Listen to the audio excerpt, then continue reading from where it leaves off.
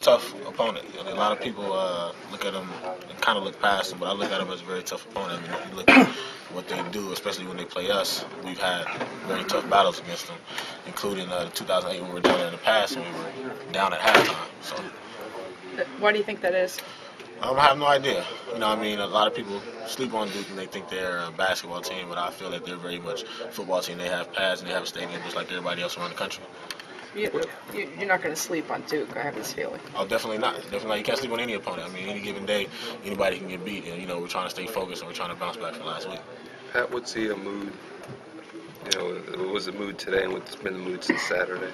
The mood is we want to show. I'm saying there's a lot of talk and there's a lot of talk previously about what we could do and what we can do. Now we're just at the point where we're done talking. We want to show and we got to bounce back and still try to run the table and win the ACC if we can.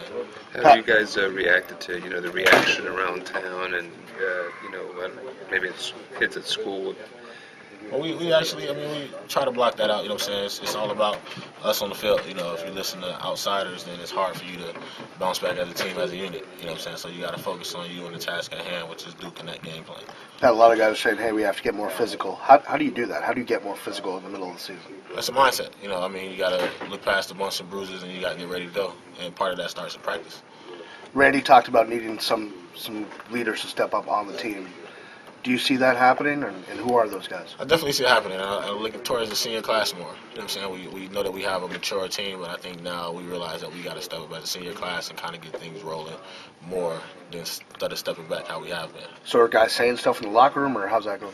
We're saying stuff in the locker room and meetings, trying to keep everybody positive, trying to get everybody like, it's not over. It was one loss. We got 2 losses on the season, but big things, we still control our destiny on our side of the bracket. What's something that's been said that's really been effective?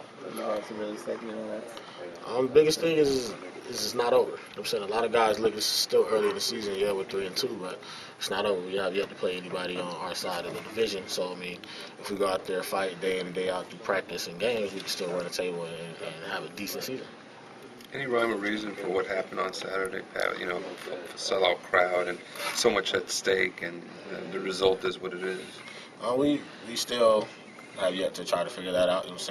With it being such a short turnaround for games, we haven't really focused on that. We kind of looked at the flaws and got ready for this game plan and didn't focus so much on that.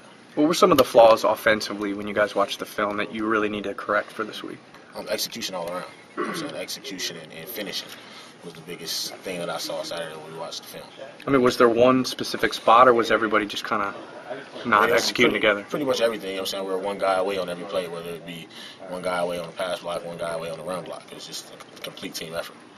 Pat, there's been I know you're not a wide receiver, but there's been a lot of drop balls this season. And there was several on Saturday. Any idea why that's happening? I have no idea. None whatsoever. Those guys work hard day in and day out, and that's something that they're going to correct. They're going to have to correct it. How does that affect your core? With so many drop passes, sometimes he puts the ball right there and it's not caught. So how does that affect the quarterback? I have no idea. I don't really play quarterback, so it's kind of hard for me to say. I don't really see it. One thing I love about Ja'Cory is he never complains and he never gets down. You can sense that on the sideline. Whether it be a mistake on his part or a mistake on the receiver's part, he still goes out there and tries to perform to the best of his abilities. So you don't really get a feeling from him about whether he's upset or not at all. Not at all. He does a great job with that. To me, especially on the sideline, he's always looking for next play. He never dwells on last play. He's always talking about, let's go, let's get this play, let's get this play. Hey Pat, Ja'Cory's taken some pretty big hits this year.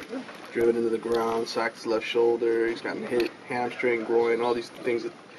Does he impress you at all with his toughness still? Definitely. Even coming into his freshman year, a lot of people talking about how small he is and this and that, whatever they feel about him. He's a tough guy. He's battled through injury after injury, and he's going to continue to fight for the team. He battles through what's good said about him, what's bad said about him. He's a competitor, he's a fighter. What was it like having